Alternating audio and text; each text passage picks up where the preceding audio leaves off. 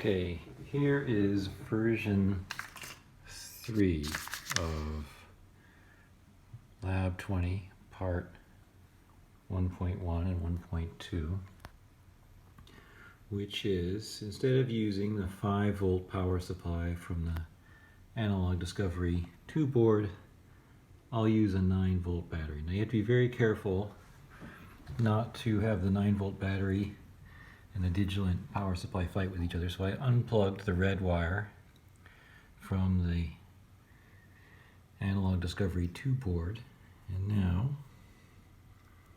I'll plug in 9 volts in place of the 5 volts. So now we have, it is interesting, it looks as if that trick I claimed to have done in the previous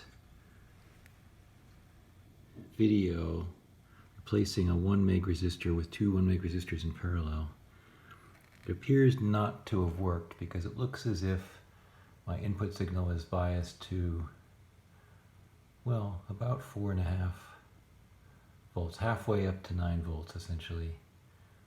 So it really does look as if I still have 1 meg and 1 meg. So that can be investigated later. I guess I won't worry about it now. It's a mystery. Anyway, now we see here in yellow is the gate voltage, and here in blue is the source voltage. So that's like the base, that's like the emitter. And now our source follower actually is acting much more like an emitter follower. I think I must have been too close to threshold before. So I think, here, if we just offset, they're both offset by the same amount so you can really see how far apart they are. Let me bring them closer together.